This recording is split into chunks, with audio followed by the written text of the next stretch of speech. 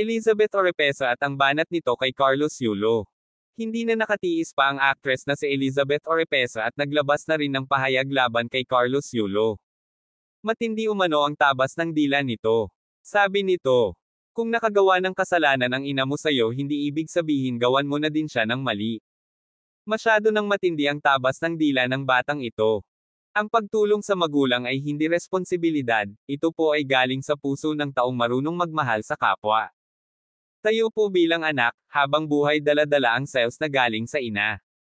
Tuwing may nangyayari sa buhay ng anak lalo na kung may kinalaman sa physical manifestation ng sakit, ang nagre-repair ay ang cells ng ina hindi ng ama, kaya nararapat lang na mahalin at respetuhan natin ang ating magulang lalong-lalo na ang ating ina.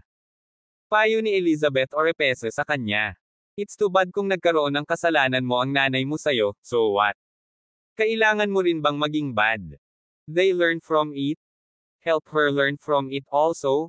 Hindi yung ganyan na hihiin mo ang nanay mo sa social media, tatawagan mong magnanakaw. Tandaan mo, your cells galing sa ina mo, hanggang mamatay ka, kahit patay na ang ina mo yan ang tutulong sa health mo, yan ang reason kung bakit ang galing mong athlete.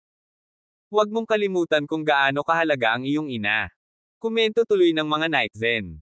Ang henerasyon ngayon mukhang naliligaw na ng landas. At sabi pa ng iba kay Kaloy, wala ka sa tagumpay mo kung hindi ka nilabas ng magulang mo sa mundong ito. At payo ng mga ito, lumingon ka sa pinanggalingan, alalahanin mo ang pag-aalaga nila mula nang pinanganak ka hanggang nagkaisip ka, at ilang puyat, sakripisyo, pagod at dasal sa Diyos ang ginawa ng magulang natin para lang lumaki tayo ng maayos.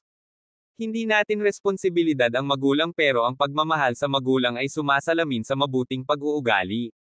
Ang isang sanga ay lumaki dahil nasa sa katawan ito ng pinakapuno, kapag nabali ito at nahihiwalay dito, babagsak at mabubulok ito sa lupa. Madami na talagang mga artista ang hindi nakapagtimpi sa isyong iyon na anak laban sa ina.